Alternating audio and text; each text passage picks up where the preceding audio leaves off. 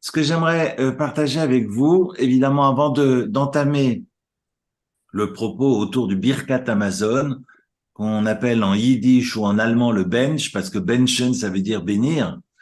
Très souvent, vous entrez dans des synagogues, on vous parle de bench. En fait, le bench, c'est le Birkat Amazon. Birkat Amazon veut dire la bénédiction de la nourriture. Maintenant, évidemment, je reviendrai sur les définitions parce que c'est pas très juste et je vous expliquerai pourquoi. Mais avant d'entamer cet éclairage sur le Birkat Amazon, loin d'être exhaustif, bien entendu, en toute humilité, ce que j'aimerais, c'est de dire deux, trois mots sur le mot de Ekev. Parce que cette péricope, cette paracha commence par Ekev, Vaya Ekev Tishmeun, et ce sera parce que vous écouterez et Mishpatim Aélé, vous remarquerez qu'à partir de cette paracha, Erev Tov, bienvenue à tout le monde, Sarah arrive, alors on va peut-être reprendre, et on Mhm. aura deux enregistrements. Voilà. De toute façon, plus on enregistre, mieux c'est. Enfin, tout sera retenu contre moi, comme disait l'avocat, mais ce n'est pas grave. Ce que j'aimerais juste souligner le fait que la paracha de cette semaine parle au futur, alors que la paracha de la semaine dernière, comme celle de Devarim, évoquait surtout le passé. Le passé, je dirais, sinistre des Béné Israël. On a rappelé les Méraglim, on a rappelé toutes les fautes du peuple d'Israël au sortir d'Égypte. Et ça, c'est la paracha de Devarim, et c'est également la paracha de Vaïtranan avec toutes les larmes de Moshe Rabbeinu.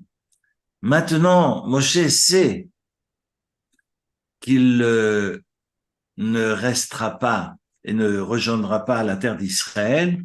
Comme je l'avais expliqué d'ailleurs par le passé, si un Moshe Rabbeinu entre en Israël ou si un David Ameller parvient à construire le temple, eh bien c'est le peuple qui devra payer pour toutes les fautes commises. Un Moshe Rabbeinu est une personnalité si importante que s'il construit le temple, parce que c'était évidemment l'objectif de Moshe, c'est d'entrer en Israël, en Terre Sainte, et d'ériger le temple de Jérusalem, ce temple serait devenu indestructible. C'est le cas aussi de David Ameller, du roi David. Et donc, si le temple est construit soit par Moïse, soit par David, cela devient des temples, le temple devient indestructible, auquel cas la moindre erreur, la moindre faille, la moindre faute du peuple d'Israël, la colère tombe sur le peuple et non pas sur la pierre. Et Dieu ne voulait pas, justement, puisse entrer en Terre Sainte de la même manière. Il a refusé que David construise le temple pour que le temple puisse être détruit. Et donc c'est plutôt une bénédiction pour éviter que s'il y a colère, cette colère ne soit déversée sur le, soit plutôt déversée sur la pierre. Et c'est effectivement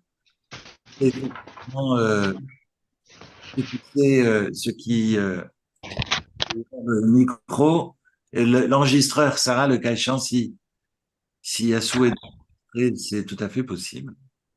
Bonsoir. Bonsoir, Erev Tov Lekoulam.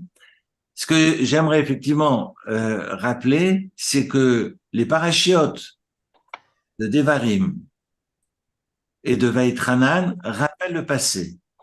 À partir de maintenant, on évoque le futur. Donc, comment nous allons nous préparer à entrer en Terre Sainte?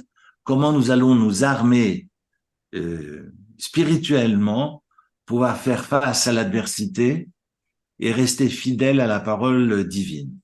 Et c'est vraiment le début de la paracha de Ekev, raison pour laquelle ce mot Ekev a plusieurs sens. Soit le mot Ekev veut dire par conséquent, en conséquence de votre observance, de votre écoute à mes commandements, alors je vous gratifierai. Le mot Ekev a aussi d'autres sens. Mais enfin, si je prends par exemple les psaumes, au chapitre 19, c'est un psaume que nous récitons tous les Shabbats, c'est marqué Gam avdecha nizhar bahem beshomra mekevrav. Aussi ton serviteur les respecte avec soin et les observer est d'un grand prix, d'un haut prix. En fait, le mot Ekev, ici dans les Télim au chapitre 19, signifie la récompense. Donc la récompense à votre écoute serait toute la gratification mentionnée dans le texte de la Torah. C'est une lecture. J'avais promis Shabbat à mes fidèles que je donnerais toutes les interprétations du vocable Ekev, mais Ekev, évidemment, lorsque vous regardez le mot, la première idée qui vous traverse l'esprit, et ça, c'est un principe talmudique. Quand vous voulez connaître, et ça c'est important, je le souligne, quand vous voulez connaître le sens d'un mot, eh bien, allez jeter un œil sur sa première occurrence. Lorsque le mot apparaît pour la première fois dans la Torah, c'est dans quel cas, dans quelle situation, et ça dit énormément. Raison pour laquelle, quand vous voyez le mot Ekev, vous allez automatiquement penser à Yaakov. Mais même avant Yaakov, il y a d'autres apparitions dans le texte, comme autour d'Abraham Avinu. Et on pense effectivement à Yaakov, c'est le sens, cette étymologie qui est retenue par le célèbre Rashi et qui parle de ces talons avec lesquels nous allons nous allons écraser ces commandements, j'allais dire, qui nous paraissent futiles, qui nous paraissent inutiles, et que nous allons écraser des pieds parce qu'on est plutôt axé sur ce qui nous semble important, alors que tout est important. Intéressant, comme Rashi vient nous dire, et je vous lis Rashi dans le texte, Ima mitzvot akalot, si les commandements faciles, shadam dash, be'akevav, que l'homme piétine, dash veut dire écraser, avec ses pieds, avec ses talons, c'est-à-dire que il les considère pas importants, alors, tishmeun, et que vous les écoutez malgré tout, Dieu vous récompensera en retour. Je pense à un commentaire de mon oncle, Zichrono Livracha, qui disait que il y a comme cette neige qui vient fraîchement de tomber et qu'on va piétiner. Et c'est vrai qu'une neige qui vient de tomber, on peut s'en débarrasser rapidement, mais une neige sur laquelle on vient piétiner des jours et des jours, c'est plus compliqué. Autrement dit, s'il y a des mitzvot que l'on galvaude, qui nous semblent pas importantes, et qu'on va piétiner, mais non, ça personne ne nous voit, non, c'est pas important. Et puis, on va passer par-dessus, et c'est vrai que la première fois que je mange un morceau de porc, évidemment, je serai moi-même traumatisé. Enfin, si je le mange, c'est que j'en veux, mais je vais être un peu choqué. Je dis, tiens, bah, c'est bien la première fois, mais la fois suivante, je dis, bon, je l'ai déjà fait hier, bon, c'est pas très grave.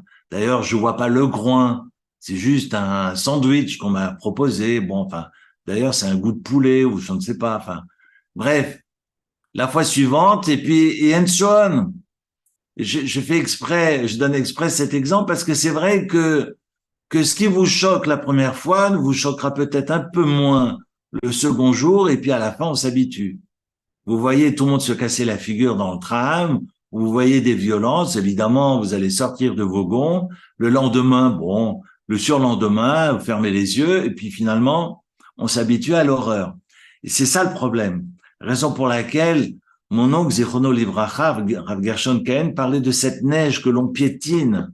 Et c'est ça, cette notion de hakev. Il faut tenir compte de chaque mitzvah, de chaque acte et chaque exigence divine à son importance, qu'on ne mesure pas, que ce soit des mitzvot, je dirais, irrationnels ou des mitzvot irrationnels. D'ailleurs, j'en profite parce que le Mesher Chochma, alors j'ai promis à un ami à moi que chaque fois que je mentionne un texte, j'apporte quelques éclairages sur l'auteur. Mais le Meshech Chochma, qui est Rav Meir Simcha de Dvinsk, qui était le fils de Rav Shimshon Kolonimus. Il est mort en 1926, à l'âge de 83 ans. D'ailleurs, le Rav Meir Simcha de Dvinsk, ce n'est pas le Meshech Chochma, c'est le nom qu'il va donner d'ailleurs à son livre. Mais on raconte que durant la Première Guerre mondiale, il y avait à Dvinsk 9 personnes qui n'avaient pas les moyens, n'avaient pas les sous de quitter la ville. Alors il est resté pour que cette ville s'est dit juste, si j'ose dire. Il est resté dans la ville et puis les bombardements tombaient dans la ville et les fidèles sont allés dire au Meshech Chochma, mais sois sage, quitte la ville. Il aurait répondu, si Dieu a décidé de tuer quelqu'un, bien la bombe tombera sur la personne en question. Mais si la bombe ne tombe pas sur moi, c'est que je ne mérite pas de disparaître. Et donc, je resterai, parce que je ne veux pas laisser ces 9 personnes seules. Il va rester dans la ville jusqu'au bout. D'ailleurs, il mourra après la guerre. Il mourra en 1926. Ça, c'est le Meshech Chochma, qui était maître de Dvinsk sous le Rogatchover. Je ne sais pas si vous connaissez le Tzofnat Panéar, qui était aussi le gour, le rabbi de ce qu'on appelle le Rogatchover. Et Rebbe, qui était une sommité en son temps et qui est un contemporain du Meshech Chochma. En tous les cas, je sais que le Meshech Chochma était le livre de chevet de mon père, Zichrono Livracha. C'est pour ça que j'essaye de le lire tous les Shabbats. Et le Meshech Chochma dit quelque chose de très intéressant. Pour revenir à nos moutons, c'est que vous regardez le verset, c'est marqué Vaya ekev tishmeun et amishpatim haele. C'est marqué et amishpatim, mais c'est pas marqué et amishpatim et achukim. C'est pas marqué les préceptes que vous comprenez, les préceptes que vous ne comprenez pas. Les chukim, les chok, ce sont les lois irrationnelles. Intéressant que le Meshech Chochma dit que les Béné Israël étaient arrivés avaient atteint un degré de compréhension, de discernement tel que tout était de l'ordre du mishpat. C'est fou, c'est extraordinaire. Raison pour laquelle Moshe ne parle plus de mishpatim et de chukim et de lois irrationnelles, mais tout est de l'ordre, tout est clair pour le peuple et tout est de l'ordre du mishpat. Raison pour laquelle le Meshech Chochma insiste sur le fait qu'il ne soit marqué que Tishmeun et Mishpatim Haele, soyez à l'écoute de tous ces mishpatim qui ont finalement tous la même importance et qu'il ne faut galvauder aucune mitzvah. Ushmartem basitem otam, nous dit le verset, et donc Dieu respectera pour toi l'alliance et t'apportera la bonté qu'il t'a promis.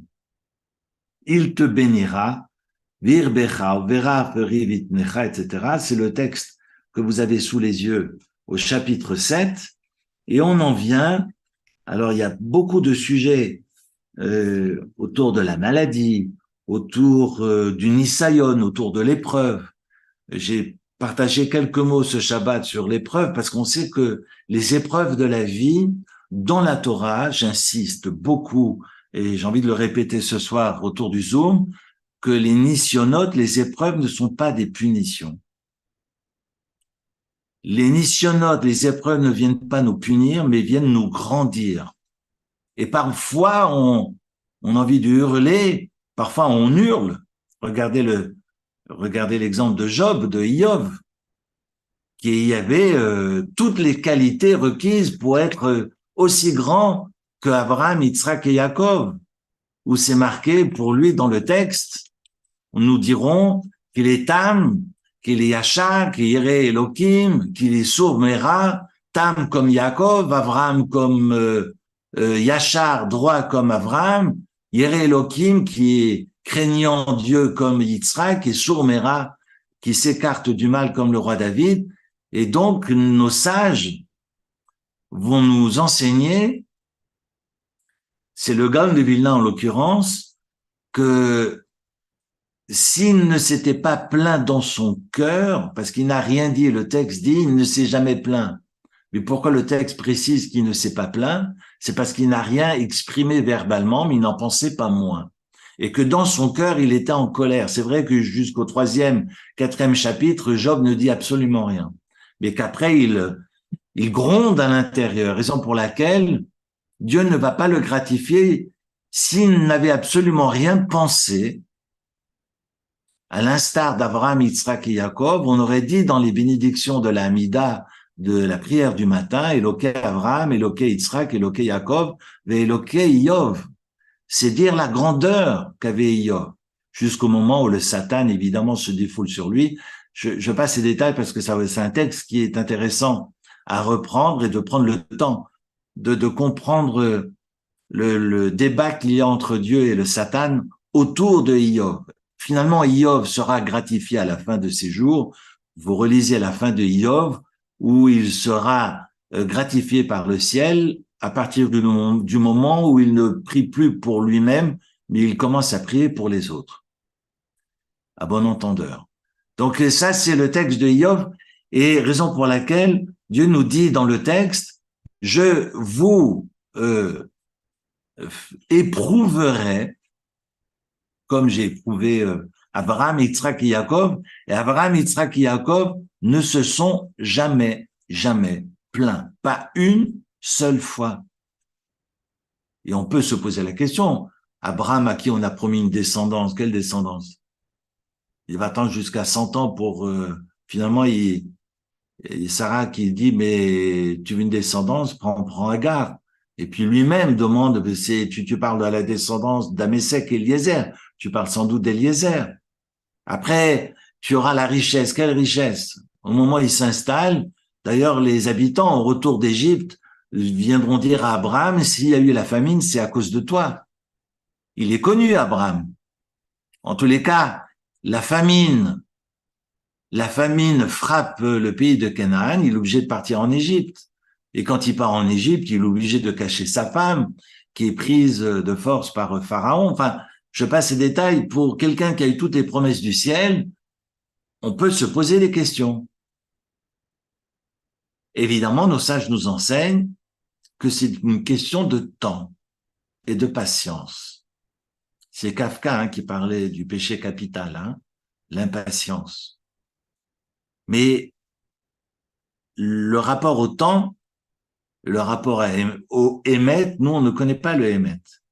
Évidemment, le bon Dieu sait ce qu'il fait, et nous, évidemment, on ne comprend pas. C'est comme l'exemple que je mentionnais ce Shabbat de cet homme avant la guerre qui voulait partir aux États-Unis parce qu'on lui avait promis monts et merveilles, qui était fauché comme Job et qui avait pris son billet, puis en allant au port, il trébuche et se casse le pied. Il se retrouve à l'hôpital, les médecins l'opèrent et lui disent, il faut une semaine de convalescence, vous ne pourrez pas partir. Mais comment ça? Mais mon bateau part demain. Je ne peux pas ne pas partir, on m'attend à New York. Je signe le plus gros contrat de ma vie et je serai enfin aisé et je pourvoirai. Il est hors de question. Il est hors de question que vous voyagez, vous êtes obligé de rester allongé. Et il s'avère que le bateau sur lequel il devait monter a coulé. Il va sombrer au milieu de l'Atlantique et évidemment, sur le moment, il était en colère. Et sur le moment, nous avons beaucoup de colère. Mais on ne sait pas où Dieu nous conduit. Et c'est ça le bitachon, c'est ça la confiance. Confiance en Dieu, confiance en la vie. Et lui, il voulait monter dans le bateau. Puis il serait monté dans le bateau, il aurait sombré avec les autres. Et les médecins lui ont dit, non, tu restes. On ne connaît pas les calculs du bon Dieu. Et comme disait Rav Alberstam, je préfère rester ici en bas avec les questions que d'être en haut avec les réponses. À bon entendeur. Donc, je suis très bien avec mes questions. Et pourvu que les questions durent jusqu'à 120 ans. Alors, j'aimerais poursuivre avec vous autour du texte du Birkat Amazon. Alors, je vous parlais des nisyonotes, je vous parlais les manasotecha, que veut dire éprouver. Je vous ai donné une réponse, pas la réponse, mais une réponse. Vous avez dans le verset 8 du chapitre 8, eh bien, les fruits d'Israël. C'est vrai que on passe rapidement dessus, mais Eretz Rita ou Seora, Gefen Utena, Verimon, Eretz Zet Shemen Utvash, ce sont les 7 fruits d'Israël, pour lesquels d'ailleurs quand on les mange, il faut faire Mein Shalosh. C'est pas Borené Fachot, c'est la longue bénédiction. Enfin, elle est pas très longue, mais c'est pas la même bénédiction que l'on va prononcer après avoir bu un verre d'eau. Et donc arrive la fin de la première montée de la paracha de Ekev, et on est au verset 10 du chapitre 8, Va'achalta ve'savata ou ve'rachta. Tu mangeras, tu seras rassasié, et tu béniras l'Éternel ton Dieu à la Haaretz Satova de la terre. Alors, que veut dire sur la terre? Plutôt sur les fruits que la terre fournit. Parce que je vais bénir l'Éternel sur la terre, ça n'a pas tellement de sens. Évidemment, nos sages traduisent, je bénis l'Éternel pour tout ce que la terre produit de bon que Dieu me donne, Asher Natan Lach. Et ce verset va fixer l'une des 613 mitzvot, l'un des 613 commandements. Autrement dit, le Birkat Hamazon, les bénédictions, les actions de grâce, comme on les nomme dans les traductions, eh bien, représentent un ordre de la Torah. La seule bénédiction, et je vais aller même plus loin, la seule prière qui est fixée par la Torah, c'est le Birkat Hamazon.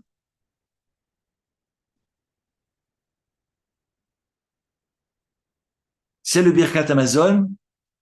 Vous savez que vous avez 3 catégories de bénédictions. Grosso modo, hein, vous avez ce qu'on appelle les bénédictions Haneinin, pour lesquelles tous les sens sont en action. Hein. Quand vous profitez, vous mangez de quelque chose, vous respirez une bonne odeur. Ce qu'on appelle les Birkot Haneinin, c'est une catégorie. La deuxième catégorie, c'est ce qu'on appelle les Birkot HaMitzvah. Birkat HaMitzvah, c'est une bracha que je vais faire, une bénédiction que je vais faire au moment où je vais accomplir un acte religieux.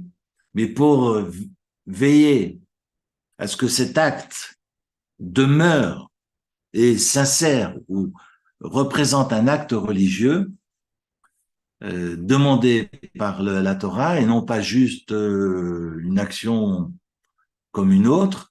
Par exemple, je prends mon chauffard, je prends ma corne de bélier, et c'est pas pour réveiller les voisins, mais c'est pour accomplir la mitzvah de sonner le chauffard à Rosh Hashanah. D'ailleurs, je ne sonne pas chez moi à la maison, je sonne plutôt à la synagogue, mais c'est vrai que ça réveille le voisinage. Ça dépend à quelle heure vous sonnez, mais voilà. Si je sonne pour la mitzvah du chauffard, alors je fais une bénédiction avant. C'est ce qu'on appelle Birkat HaMitzvah. Si vous allumez les bougies de Hanouka, vous n'allumez pas les bougies du gâteau d'anniversaire, vous allumez les bougies de Hanouka. Donc, vous faites une bénédiction. La bénédiction qui va précéder va concentrer, va orienter l'acte religieusement. Et puis, il reste ce qu'on appelle les bakashot, shevach veoda, ce sont toutes les bénédictions de reconnaissance, de demande et de remerciement. Par exemple, la bénédiction de la Torah. Que Dieu m'ait donné la Torah, c'est une birkat oda, c'est une bénédiction de reconnaissance. Quand vous faites la Hamida, debout, les pieds joints, tous les jours, et vous faites des bakashot, je demande d'avoir le discernement, je demande d'avoir la guérison, je demande à ce on puisse demeurer unis, je demande à ce que Dieu entende ma prière, etc. Donc, là, on est sur des bakashot. Et ça, c'est la troisième catégorie de bénédiction. Avec toutes ces formes, parce qu'on sait que nous avons des bénédictions qui commencent par Baruch Ata avec le nom de Dieu. Pour que ce soit d'ailleurs bénédiction, il faut automatiquement ces 3 mots qui ouvrent la bénédiction. en tant que tel. Donc, Baruch, béni, Ata, sois-tu, tu, on parle à l'éternel, le tétragramme, l'éternel, Baruch Ata Hashem, Elokeinu, notre Dieu, Melech Haolam, roi du monde. On est évidemment dans cet infiniment proche et infiniment lointain qu'on va mettre ensemble, et on est sur donc l'exercice de l'expression de la bénédiction. Et nous avons trois formes de bénédiction. La première qui commence par Baruch Ata, la seconde qui ne commence pas par Baruch Ata, mais nous avons un texte qui est signé, comme ça on dit en hébreu, dont la khatima, la signature est Baruch Ata, donc la fin du paragraphe est Baruch Ata, et sa troisième forme de bénédiction, c'est la bénédiction qui va commencer par Baruch et finir par Baruch. Vous avez un Baruch au début et un Baruch à la fin. Donc, trois formes, trois catégories, globalement, trois formes que j'ai mentionnées. Nous allons voir, quelques travaux pratiques dans le Birkat Hamazon, finalement, quelles sont ces bénédictions mentionnées dans le texte, que nous allons évidemment réciter chaque fois que nous mangeons. Et je rappelle que ces bénédictions qui constituent le Birkat Hamazon représentent la seule prière qui est fixée par Dieu, qui est fixée par la Torah. Toutes les autres prières sont fixées par nos sages. Alors vous allez me dire, Birkat Torah, c'est un ordre de la Torah, mais ça ne participe pas des Birkot Haneinin, parce que je ne suis pas dans les mêmes sens sensoriels, parce que j'ai mangé, et donc je dois faire le Birkat Hamazon. Le Birkat Torah, la bénédiction que représente le don de la Torah, c'est une bénédiction de reconnaissance. On n'est pas dans la même catégorie de bénédiction. Tout ça pour vous dire que toutes les bénédictions que nous récitons tous les jours, eh bien, font partie des 7 lois de nos sages. Donc, excepté le Birkat Hamazon, on sait que nos sages ont institué, non pas des barrières, mais ont institué 7 commandements qui ont la même force que les 613 commandements de la Torah. Sur les 613 commandements de la Torah, nos sages, nos rabbins ont ajouté 7 lois supplémentaires, dont l'allumage des bougies de Shabbat, l'allumage des bougies de Hanouka, faire Netilat Yadayim, se laver les mains, de réciter la Megillah d'Esther. Et donc forcément, vu que chronologiquement, historiquement, l'histoire d'Esther ne s'est pas déroulée à l'époque de la sortie d'Égypte. Donc il a fallu effectivement instituer cette lecture pour laquelle nous allons réciter avant de procéder à la lecture que Dieu nous a sanctifié par ses commandements et qui nous a ordonné de lire, de faire la lecture de la Megillat Esther. Curieusement, on va prononcer Asher Kideshanu b'mitzvotav, que Dieu nous a ordonné, alors que Dieu nous a pas ordonné, c'est une institution rabbinique. Et donc, nous avons 7 lois des rabbins, dont les brachot, dont les bénédictions, excepté le Birkat Hamazon, qui n'est pas institué par les rabbins, mais par Dieu, par Akadosh Baruch Hu, et donc fait partie des 613 commandements de la Torah. Alors, il y a énormément de textes que je vous invite à lire, parce que je sais que vous avez le Sefer HaChinour en français dans vos bibliothèques, qu'on appelle le livre des commandements, et si vous ne l'avez pas, ça vaut la peine de l'acheter. Le Sefer HaChinour fait partie de ses contemporains du Ramban. C'est un maître de Barcelone qui a écrit un livre sur les commandements de la Torah dans l'ordre d'apparition, dans le texte de la Torah. Il y a eu beaucoup dans l'histoire de maîtres qui vont faire ce travail de classification, mais c'est le seul et l'unique sage qui va procéder à cette classification dans l'ordre d'apparition dans le texte de la Torah. Et c'est le Sefer HaChinour, Rav Aharon Halevi de Barcelone, qui avait un seul fils, un seul enfant, et qui va lui apprendre donc ces 613 commandements, qui va rédiger un texte qui est une œuvre d'art et qui est pour nous de l'or en barre parce qu'on en profite aussi à notre tour. Et ce Sefer HaChinour nous enseigne, et je vous lis juste un passage. Avant tout, rappelons ce que nous avons souligné à maintes occasions. Au Saint béni soit-il appartient l'honneur, la majesté.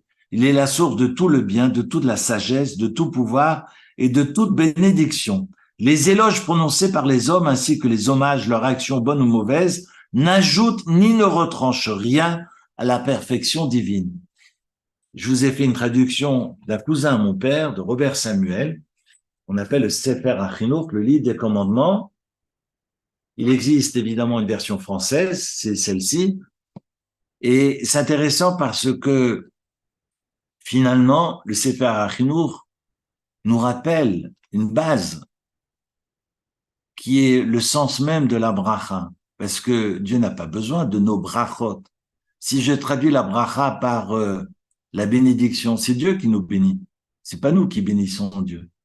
Finalement, quand je suis mevarer, je fais quoi? Lorsque je bénis, lorsque je dis Baruch Ata, je dis quoi? Je fais quoi? Est-ce que je remercie? Alors, le remerciement, quand on dit merci dans l'hébreu moderne, on dit Toda. Vous récitez, nous récitons tous les matins, Modé ani lefanecha. Je te remercie de me restituer mon âme pour que je puisse activer, pour pouvoir respirer et finalement participer à l'œuvre divine. Modé ani, je te remercie. Les hodot, hodou l'Hachem, hodou l'amonai, hodou c'est remerciements. Ce sont les louanges. Donc quand on dit Baruch, on dit quoi? J'ai réécouté 2 fois un cours magistral de Rav Schneor Ashkenazi vendredi et puis encore tout à l'heure pour bien comprendre. Il est évident, comme je l'ai mentionné tout à l'heure, que pour pouvoir comprendre un mot, eh bien, il faut aller chercher les premières occurrences de ce mot dans la Torah. C'est important. Pour comprendre un mot, il faut aller chercher ses premières occurrences. Alors, le plus facile, c'est de vous procurer, je pense que sur Amazon ou dans les librairies, je ne sais pas si à Genève on peut trouver, mais c'est important de se procurer une concordance. Parce que dans les concordances, vous avez les mots types avec finalement la mention de toutes leur apparition dans toute la Bible, pas seulement dans la Torah, mais dans toute la Bible. Et également dans Nevim, et également dans Ketuvim. Donc, si vous allez chercher le mot Baruch dans une concordance, la première apparition, c'est Vayavrer. C'est lorsque Eliezer va sceller ses chameaux et va demander à ses chameaux de se mettre à genoux. Berer, c'est le genou. Et donc, les chameaux vont plier leurs jambes de devant pour pouvoir se baisser et permettre à Eliezer de grimper et de monter dessus. L'idée d'une connexion de ce qui est en haut vers le bas. D'ailleurs, on a dans le Talmud tout un pan, nous avons de nombreux textes qui, sur les questions d'hybrides, parce que vous savez que les hybrides sont interdits dans la Torah, on peut pas planter du blé et de la vigne ensemble. Et donc, il y a tout un sujet, c'est intéressant dans le Talmud, sur le marcotage. C'est-à-dire que je suis mavrir et je prends une branche qui est en l'air et je l'amène vers le sol pour la faire ressortir et lui redonner de nouvelles racines. Marcoter. C'est intéressant, c'est ce qu'on appelle mavrir. Et c'est intéressant que finalement le mot barour signifie cette connexion du ciel avec la terre. Autrement dit, lorsque je dis barour, comme l'a fait Yitro, c'est le premier, nous enseigne les sages, à avoir clamé Baruch Hashem, Ata Yadati, maintenant je sais que l'Éternel est le plus grand Dieu de tous les autres dieux, parce qu'il avait fait effectivement le tour des crèmeries, le beau-père de Moïse, Jéthro, Yitro en hébreu, et donc il dit Baruch Hashem, et tous les sages applaudissent, enfin, on l'a attendu jusqu'à Yitro pour dire Baruch Hashem, alors qu'aujourd'hui, tout le monde a ce Baruch Hashem, béni soit Dieu dans la bouche, en permanence. Comment tu vas, Baruch Hashem? Oui, mais à part ça, donc en fait, on ne sait pas comment les gens vont. Donc, mais on a ce Baruch Hashem comme ce virgule sonore, mais c'est important. Mais mon père disait, tout est Baruch Hashem. C'est pas seulement au moment où je vous pose la question.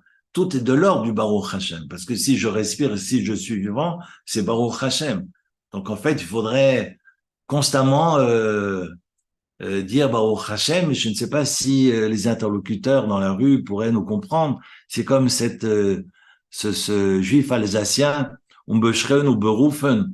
Hein, c'est comme si un synonyme de Baruch Hashem, on lui avait demandé alors combien vous avez d'enfants, et puis il fait Umbeshreun ou Berufen, ça veut dire en yiddish alsacien, ça veut dire qu'ils soient dans la guérison et qu'ils soient bien. Et puis, évidemment, il est au tribunal et le juge, il comprend rien. Mais vous avez quel âge, monsieur Blomstein? Ou Beschren ou Berufen? Et puis, le juge, l'avocat à côté, il dit, attendez, laissez-moi faire, parce qu'il est juif. Il dit, Beschren ou Berufen? Combien vous avez? Quel âge vous avez? Et combien d'enfants avez-vous? Et donc, s'il avait dit, bon, Hachem, quel âge avez-vous? Ça aurait été plus facile, il aurait donné la réponse d'emblée. Et évidemment, ça complique le dialogue. Mais c'est vrai que le premier à avoir dire Baruch Hashem, c'est Yitro. Évidemment, tout le monde se pose la question, mais tout le monde a dit Baruch Hashem. Abraham Avinu l'a dit, même Noach en sortant de l'arche, a béni le ciel. La différence, c'est que ce Baruch Hashem a été dit, j'allais dire en vase clos. Noach le partage avec celles et ceux qui l'entourent. Abraham va le partager avec sa maisonnée. Mais le Baruch Hashem de Yitro, c'est avec tout le monde. C'est-à-dire pas tout le monde, les Béné Israël face à lui, mais avec tout le monde qui l'embrasse. Ce monde, qu'il soit de confession juive ou pas. Et c'est la force de Yitro qui clamera haut et fort, Baruch Hashem. Et tout le monde dira, c'est le premier à avoir dit Baruch. Parce que finalement, le sens du Baruch, c'est les farsem et Hashem. Les farsem, ça veut dire de diffuser, de faire la publicité, finalement de partager cette unicité, cette idée d'unicité de Dieu. Je ne le partage pas avec les miens, je le partage au dehors. Et ça, c'est ce qu'on appelle les farsem. Quand je suis capable d'être dans ce baruch-là, alors je suis dans la sanctification du nom de Dieu. Et il est tellement important de faire ce Birkat Hamazon que nos sages enseignent que lorsque nous récitons le Birkat Hamazon, on peut tout demander. D'ailleurs, vous remarquerez qu'à la fin du Birkat Hamazon, Arachaman, Arachaman, Arachaman, et on demande 36 000 choses. Et nos sages posent la question, mais pourquoi ces 36 000 choses, on ne les demande pas à l'intérieur de la prière matinale, dans la Mida, ou dans les bénédictions du matin, au réveil? Pourquoi ces Arachaman sont aussi nombreux dans le Birkat Hamazon et non pas dans les tfilot, non pas dans les prières du matin? Alors le Chafetz Chaim donne une réponse extraordinaire. C'est parce que justement, Dieu veut que nous bénissions, mais qu'on soit non pas, qu'on soit mavrir. Donc quand on fait la bracha, c'est justement pour mettre du divin dans ce bas monde, d'apporter de la gdusha. Il s'agit pas de bénir, mais il s'agit d'apporter un autre gars sur le monde. Et Dieu attend cela de nous, raison pour laquelle les portes du ciel s'ouvrent parce que Dieu est heureux de cette diffusion. Et donc, du fait que les portes du ciel s'ouvrent, je peux tout demander. Cela explique la liste bien longue, qui est bien longue dans le rite ashkénaze, mais qui est encore plus longue dans le rite séfarade, de tous ces harachaman à la fin du Birkat Hamazon. Et maintenant, je vais vous dire encore autre chose d'aussi important, sinon plus important. C'est dans le Shulchan Aruch, lorsque j'ai sous les yeux, c'est le texte du Or HaChaim. C'est le premier tome de Rabbi Yosef Karo. Vous savez que 16e siècle a connu un des grands maîtres, des plus grands, sinon le plus grand codificateur de la loi, Rabbi Yosef Karo, qui va rédiger 4 piliers de la loi dans son application, dans son exécution, la manière dont on va penser la loi et de la manière dont on va la pratiquer, ce qu'on appelle le Shulchan Aruch. Évidemment, les commentaires sont colossaux autour du Shulchan Aruch, dont l'un qui est du XVIIIe siècle et qui s'appelle le Be'er Hetev. Et le Be'er Hetev, j'enlève mes yeux parce que je vais avoir du mal à lire, qui est donc le Rabbi Yehuda ben Shimon Sofer Ashkenazi. C'est l'un des commentateurs qui a vécu en Pologne. Alors, je ne sais pas exactement où, il avait vécu dans un village en Pologne. Et l'un des commentateurs polonais donc sur le Shulchan Aruch, et qui a vécu donc dans la première moitié du XVIIIe siècle. Et on raconte l'histoire, avant que je vous lise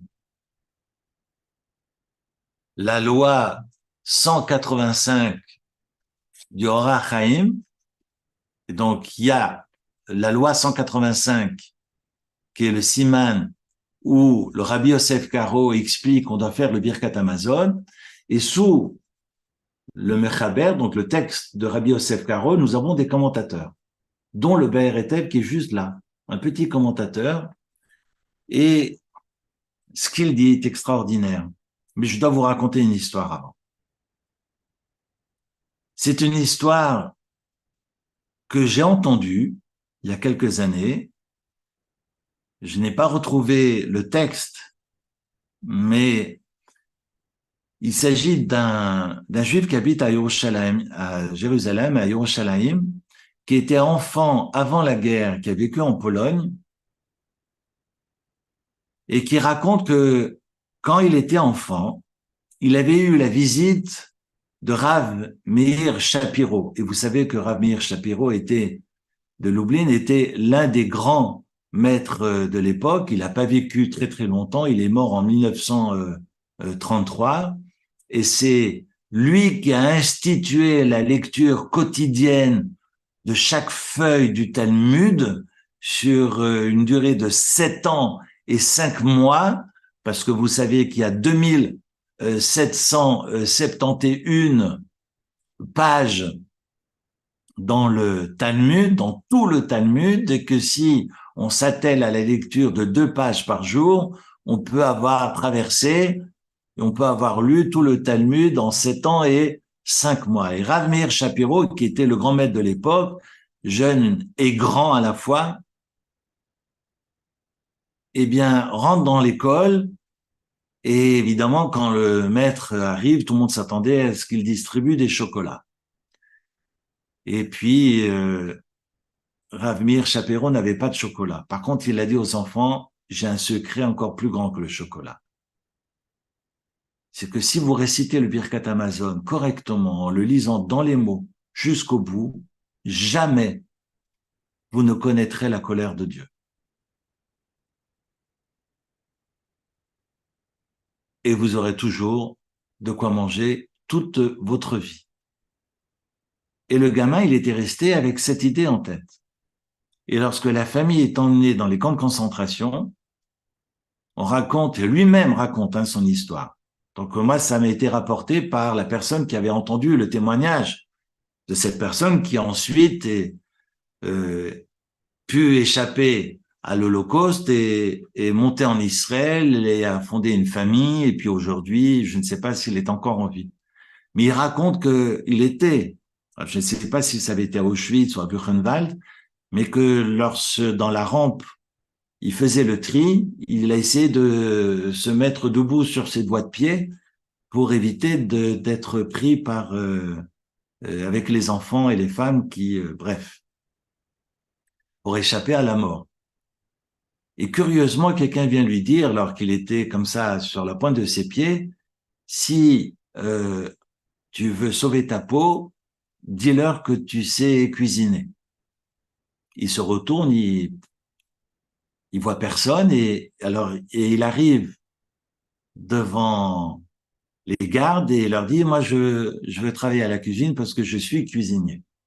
Et il va se retrouver à la cuisine, miraculeusement, et il va réciter le Birkat Hamazon tous les jours, du début jusqu'à la fin, mot à mot. Jusqu'au jour où il y a un cesse qui rentre, qui mange et qui s'énerve, on ne sait pas pourquoi, qui va prendre un marteau qui est accroché au mur et qui va dire à cet enfant, tu sors dehors et tu vas me creuser un trou. Tu as 3 heures parce que j'aimerais y mettre des sacs dans ce trou-là. Et si ce trou, eh bien, n'est pas fait, je te tue. Et il raconte qu'il va prendre ce marteau, mais qu'il est ce gringalet avec un petit marteau rikiki. Il y a pas de pelle, il y a rien. Il est là avec son marteau, il essaie de creuser. Il est complètement paniqué. Et dans ce camp, il y a des prisonniers. Il y a des Russes qui arrivent. Et ces Russes lui demandent, tu fais quoi? Je suis à la cuisine et puis on m'a demandé de creuser. Alors, donne-nous à manger. Mais je peux pas parce que j'ai 3 heures pour creuser. Alors, les Russes, ils sont 4 ou 5 qui leur disent, bien, tu sais quoi? Nous, on va te faire le trou, mais tu nous cherches à manger. Et en 1 heure de temps, ils ont fait le trou. Et ils leur donnent à manger. Il raconte, au moment où il commence à faire le trou avant que les Russes n'arrivent, il lève les yeux au ciel et il dit, et ça, c'est ce qui me fait froid dans le dos. Il lève les yeux au ciel et dit, bon Dieu, je n'ai jamais oublié une seule fois de faire le Birkat Hamazon. Et je l'ai récité jusqu'au bout. Et tu avais promis que jamais la colère serait versée sur moi et que je pourrais survivre à l'horreur. À ce moment-là, les Russes sont arrivés. Et maintenant, je vais vous lire le BRTF. Parce que Rav Meir Shapiro ne l'a pas inventé. Ce que Rav Meir Shapiro a dit à cet enfant-là, c'est le BRTF. Et je vais vous le lire dans les mots, parce que ça fait froid dans le dos.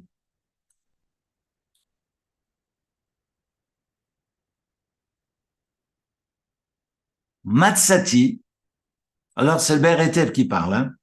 J'ai trouvé Lama En Pesofit de Birkat Hamazon. J'ai trouvé pourquoi la lettre P Sophit n'apparaît pas une seule fois dans tout le Birkat Hamazon. Si vous prenez le Birkat Hamazon que je vous ai envoyé, la lettre P que vous connaissez en hébreu, qu'on appelle le P Sophit, c'est-à-dire en fin de mot, n'apparaît pas une seule fois. Je continue. Et je cite. Matsati lama en P Sophit bebirkat Hamazon. Pourquoi il n'y a pas de la lettre P finale dans le Birkat Hamazon? Le fit parce que chez Kol Miché Mevarer Birkat Hamazon de Kavana, tout celui qui récite le Birkat Hamazon avec attention, En Sholet Bo, ne domine pas en lui lo af velo ketzef, aucune colère, parce que la colère de Dieu s'appelle dans la Torah Bechori af ve ketzef. Chaque fois que la colère, que les épidémies ou la mort survient, eh bien, on parle de ketzef dans la Torah. Donc, le Pésophite, le Béhérété fait le lien entre le Pésophite avec ces deux mots qui, finalement, symbolisent toute la colère divine et les conséquences les plus funestes que l'on connaît dans le texte de la Torah. Lo af velo ketzef, ou mesonotav, tsuyan lo berevach ou bekavod kol yamav, et sa nourriture, eh bien, il l'aura avec largesse et honneur toute sa vie. Toute sa vie, et chez Medakdek, Iser levarer dafka tocha sefer, velo baalpé, et donc il précise aussi que si on le récite, il ne faut pas le faire par cœur, baalpé, malheureusement ça m'arrive, mais il faut le lire dans le texte. Meir Shapiro, évidemment, connaissait tous les livres par cœur. Il connaissait ce commentaire de Béhérété du XVIIIe siècle. On est en 1930 et il dit à ce jeune enfant, fais attention, faites attention, soyez scrupuleux dans la récitation du Birkat Hamazon. Et lorsque ce jeune enfant se retrouve face à ce SS, il crie au ciel, je n'ai jamais oublié une seule fois le Birkat Hamazon. Donc tu ne peux pas m'assassiner. Et à ce moment-là, les Russes sont arrivés.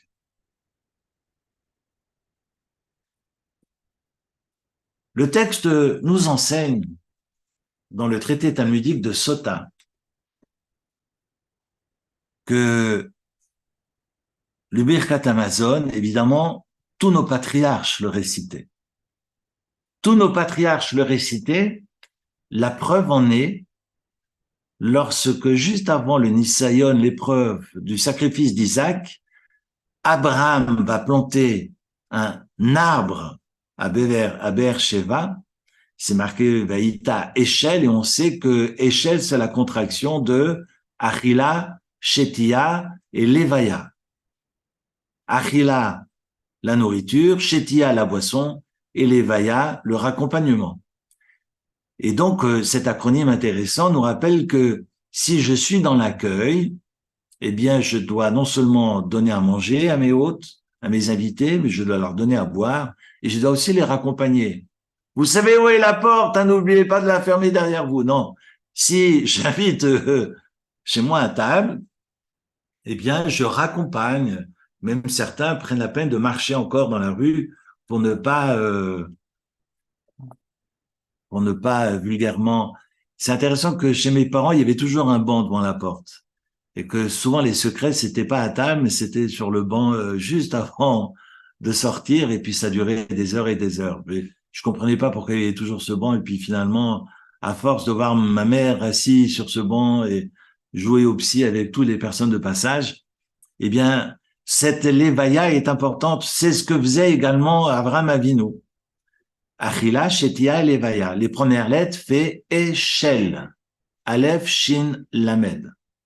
Et c'est marqué dans le texte de la Torah, on est au chapitre, sauf erreur, alors je reprends juste mon texte de la Gemara, au chapitre 21, Vaïta, Eshel biver sheva vaïkracham beshem, Hashem kel olam, verset 31 à la fin, chapitre 21, pardon, verset 33 ou 34, que Abraham va planter cet arbre et accueillir tous les gens de passage, et une discussion dans le Talmud. Est-ce que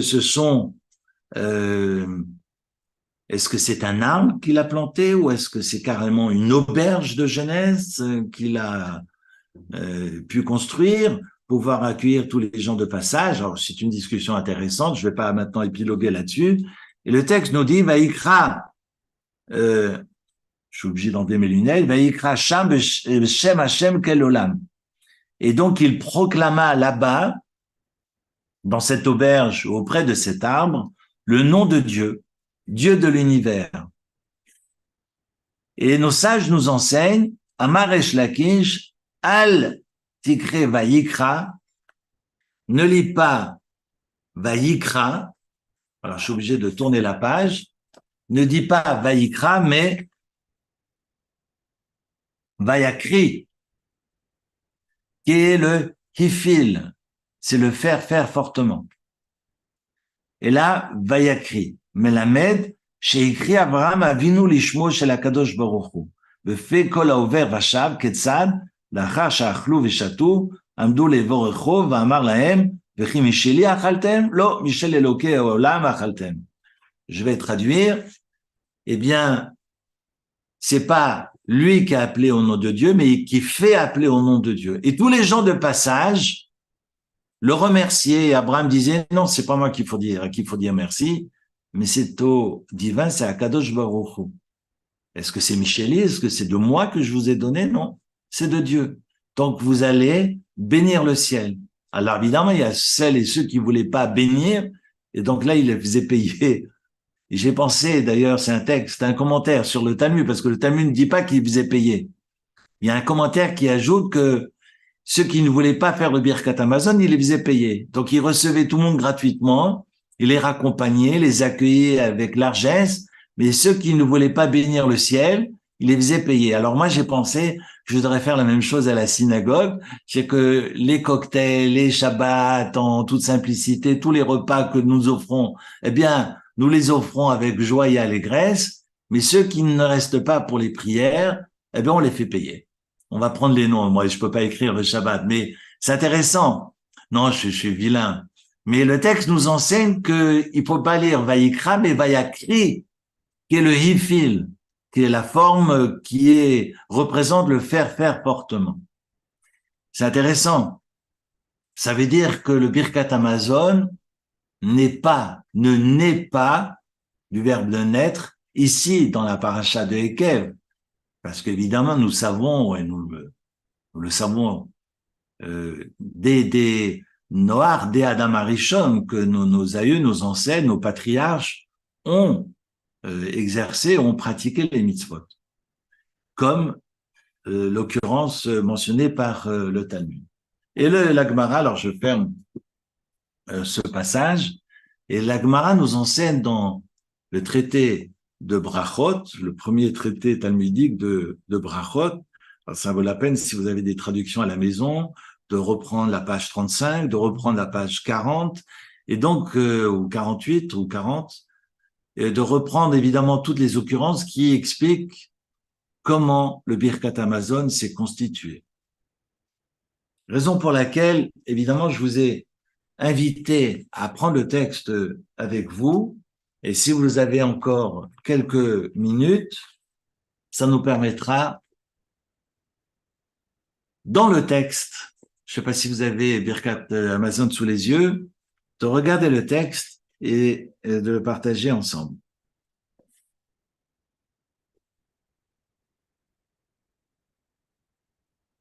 Alors, le Talmud nous enseigne que les psaumes paraissent contradictoires parce que nous récitons tous les jours que dans les psaumes, la Hashem Haaretz Umloa, que toute la terre appartient à Dieu, et en même temps, Hashamaim Shamaim l'Hashem Haaretz Natan Livna Adam, et en même temps, nous avons dans le psaume 115, nous clamons que le ciel est à Dieu et que la terre, Dieu l'a donnée aux hommes. Donc, ça paraît contradictoire. Est-ce que la terre appartient à Dieu ou la terre appartient aux hommes? Et l'Agmara et nos sages de préciser, l'un c'est avant la bénédiction et l'autre c'est après la bénédiction. C'est-à-dire que quand je bénis la nourriture et que je apporte une forme de gdusha, comme j'expliquais, donc on n'est pas dans la bénédiction, mais on est dans le hekdesh, on est makdish, on apporte une autre dimension à la nourriture et donc on fait ce pirsum, cette publicité de Dieu, de cette unité autour de nous. À partir de là, Dieu nous autorise à profiter de ce bas monde.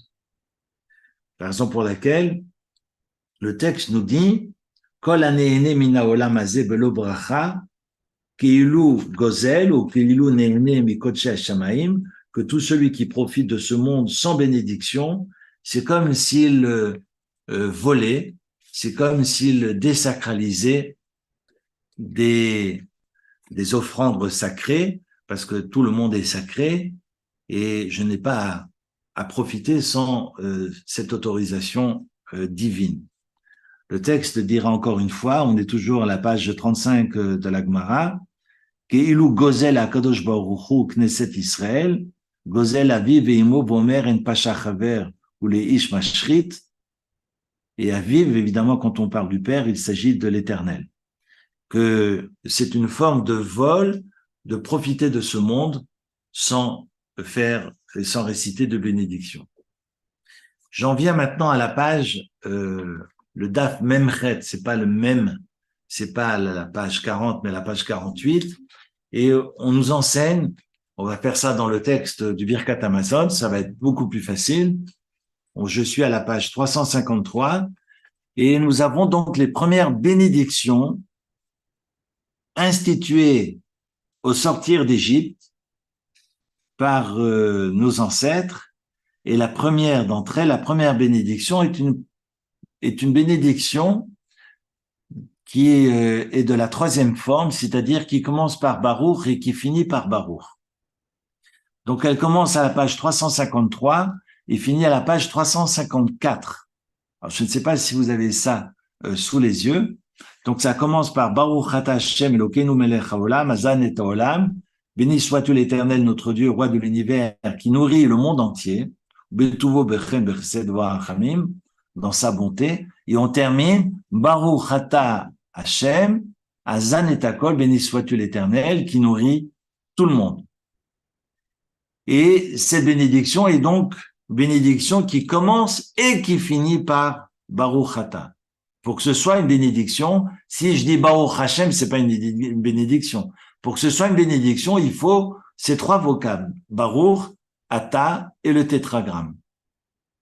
Et vous avez dans cette première strophe, le Baruch Ata au début et à la fin de la strophe, ce qui correspond à la première bénédiction de Birkat Hamazon, qui nous enseigne nos sages dans le traité talmudique, page 48, institué par Moïse lorsque la manne est tombée du ciel. Lorsque la manne va tomber du ciel, Moshe Rabbeinu va remercier Akadosh Baruch Hu. Vous savez que la manne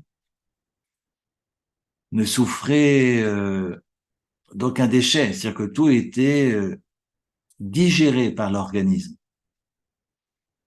Le Midrash nous dit que les Bnei Israël n'allaient pas se soulager pendant 40 ans. La manne céleste était une manne miraculeuse et tout était digéré par l'organisme. Alors, on peut maintenant travailler autour de la manne, mais ce que Moshe vient nous enseigner sur la base de cette bénédiction ordonnée par la Torah, eh bien, je vais écrire cette première bracha qui représente la nourriture et le fait que Dieu nourrisse le monde entier. Hazan et haolam kulo betuvo. Il s'agit de l'univers. On en vient à la deuxième bénédiction. Donc forcément, si cette première finit par Baruch Ata, donc la deuxième ne commence pas par Baruch Ata. Parce que Nodé Lecha, c'est le début de la deuxième bénédiction. Donc, vu qu'il n'y a pas de Baruch Ata dans Nodé Lecha, nous te remercions, Nodé Lecha, nous te remercions, il n'y a pas de Baruch Ata.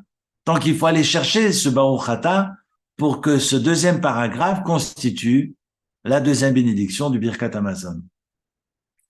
Je vous rassure, on va vite finir, il y en a 4 en tout et pour tout. Donc là, je suis sur la deuxième. La deuxième, c'est Nodé Lecha.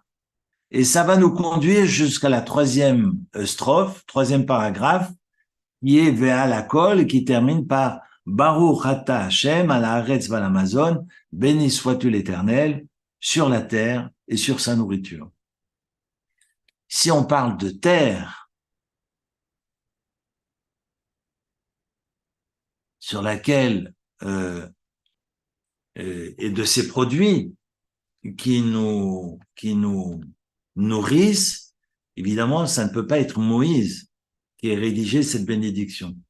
Et le Talmud nous enseigne que c'est son élève, parce que Moïse est mort dans le désert, son élève Josué entre avec le peuple en terre sainte et va instituer cette deuxième bénédiction, raison pour laquelle c'est marqué à la Haaretz va l'Amazon. On ne parle pas encore de Jérusalem. Donc ça ne peut être que l'élève de Moïse, Josué en personne. Dodelecha. D'accord? Ça, c'est la deuxième bénédiction du Birkat Amazon. Et vous remarquez dans la troisième strophe, dans le troisième paragraphe, c'est marqué en toutes lettres, dans le paragraphe qui s'appelle Ve'al Hakol, juste avant le Baruch Ata, juste avant la bénédiction, comme c'est écrit, Va'achalta, Ve'savata, ou Ve'rachta, tu mangeras, tu seras rassasié, tu béniras l'Éternel ton Dieu. Évidemment, c'est notre verset du jour.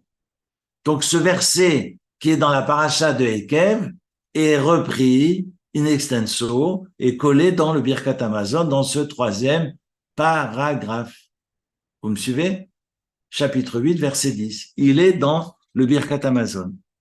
Et j'aime bien juste une petite boutade. C'est marqué, tu mangeras, tu seras rassasié. Et c'est marqué uverarta et non pas uvararta.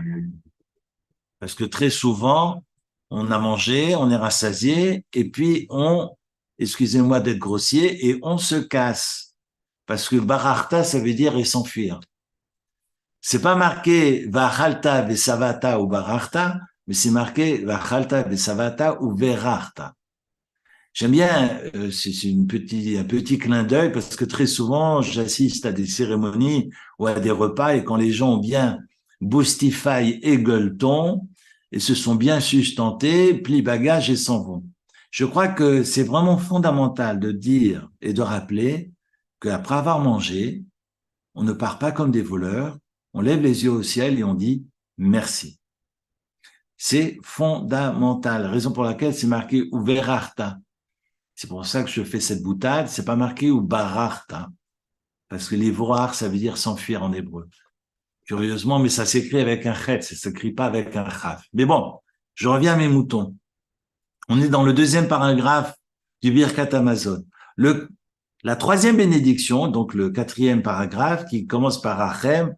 Donc vous pensez bien que la bracha, elle est à la fin de la strophe et non à son début, parce que la troisième bracha commence par rachem, de grâce, miséricorde.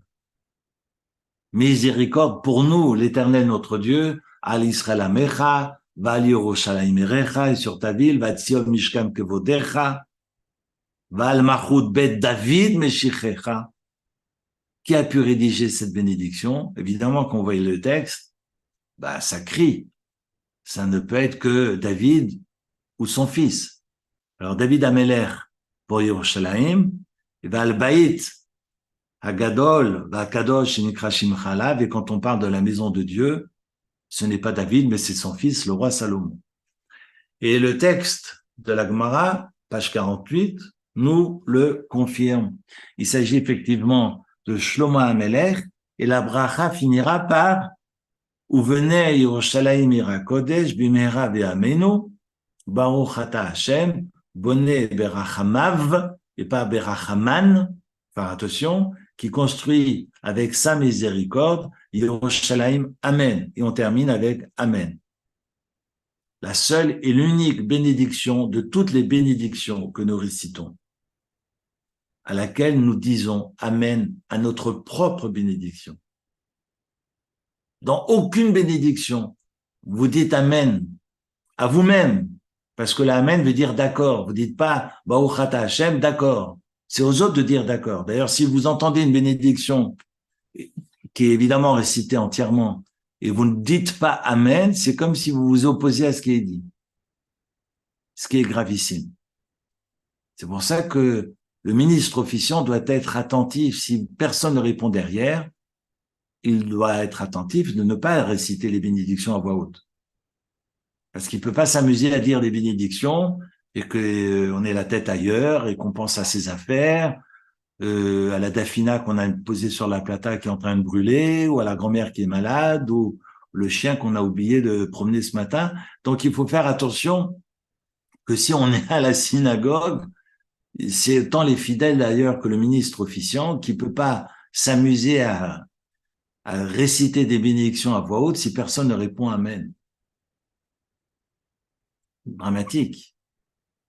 Raison pour laquelle très souvent le chazan est amené à réciter directement l'Amida, c'est-à-dire il y a un passage qu'on va répéter deux fois, une fois à voix basse et une fois à voix haute, et parfois on se contente de la lire directement à voix haute pour éviter d'être amené à réciter toutes ces bénédictions et de conduire finalement le public à ne pas répondre. Parce que si le public ne répond pas, on est en porte-à-faux. Enfin, davantage le chazan, le ministre officiant, que les fidèles qui n'ont rien entendu et qui n'ont pas répondu. Alors voilà, je reprends juste mes moutons. Donc on est sur la sur la troisième bénédiction qui s'appelle Rachem, qui a été rédigée par le roi David et surtout par son fils, le roi Salomon, et qui termine par Baruch Ata Hashem, Boneh Barachama V'Yerushalayim, Amen, et qui va marquer et qui va sceller finalement le Birkat Hamazon ordonné par la Torah, raison de ce Amen, qui va séparer le début de la suite. La suite, très simplement, c'est Baruch Ata Hashem, donc ça commence par Baruch Ata, on est sur la quatrième bénédiction, et qui va jusqu'au bout, qui commence donc à la page 356, Baruch Ata Hashem, à la ligne 7, donc on est sur la quatrième bénédiction, et qui va jusqu'à la fin de mes photocopies, jusqu'à Yevarech et Amo, Shalom, et on est à la fin du Birkat Hamazon. Et cette quatrième bénédiction a été instituée par les écoles pharisiennes au IIe siècle, suite à ce qu'on appelle les Harogé Bétar. Vous savez que la ville de Bétar a été passée au fil de l'épée le jour du 9 Av. C'est un des malheureux souvenirs du 9 Av. Nous répète et nous rappelle nos sages dans le traité de Yoma, en dehors de la destruction du premier et du second temple. Ces Harog et Bétar ont été passés au fil de l'épée et le malheur a été que non seulement tout le monde a été massacré, dont Bar Korba, dont Rabbi Akiva, a fait partie de ces Harogé Bétar, a fait partie des martyrs de la foi qui a été ensuite torturé par les Romains, et ces morts dans la ville de Bétar, qui est au sud de Jérusalem, ces morts de Bétar n'ont jamais pu être enterrés pendant plus de 25 ans, parce que Rome avait interdit que l'on ensevelisse, qu'on enterre ces morts. Et cette interdiction est tombée au bout de 25 ans, et on a pu réenterrer, on a pu enterrer tous ces cadavres, ce qu'il en restait, et miraculeusement, ces cadavres sont restés, malgré le soleil, entiers. Hatov va'metiv. Nous disons dans le Birkat Hamazon, Dieu nous fait du bien parce qu'il nous permet de les enterrer, va'metiv, et qui nous fait encore du bien parce que il a conservé tous ces corps, qui n'ont pas dépéri sous le soleil, et on a pu les enterrer entièrement après cette longue attente. Vous voyez que face au massacre, on peut avoir deux réactions. On peut baisser les bras et crier à la catastrophe, ou bien voir cette lumière, même dans la catastrophe, et dire merci à l'Éternel de nous permettre de les enterrer. Et ça, c'est juif. Le juif, c'est celui qui ne pleure pas sur les catastrophes, mais c'est celui qui perçoit la lumière dans les ténèbres. C'est la raison pour laquelle on doit apprendre. Évidemment, c'est la leçon du jour. C'est justement ce que les écoles pharisiennes, ce que les chachamim nous enseignent à travers cette bracha de Hatov Amétiv, c'est d'aller chercher justement la lumière dans les ténèbres. Et qu'après 25 ans, on ait finalement ce message du ciel, je ne vous ai pas oublié, et que les épreuves qu'on ne comprend pas nous permettent de grandir et de percevoir la lumière dans les ténèbres qui nous sont échues en partage. Ça, c'est la 4e bénédiction du Birkat Hamazon. Je pense, vu l'heure, que je vais arrêter, mais qu'il est peut-être nécessaire de prendre le temps et d'étudier en long, en large et en travers le Birkat Hamazon et de réaliser son importance et sa portée, surtout à la lecture du Baer Hetev. Je vous remercie. Très bonne soirée. Merci, super Merci intéressant. beaucoup, Eric. Merci. Bonne semaine. Merci beaucoup. Merci. Merci, c'était magnifique. Merci. Merci beaucoup, c'était magnifique. Oui, un grand Merci merci. Eric. Bonne soirée à tout le monde. Personne n'aura le courage de partir avant le Birkat Hamazon. Hein. Au revoir. Au revoir.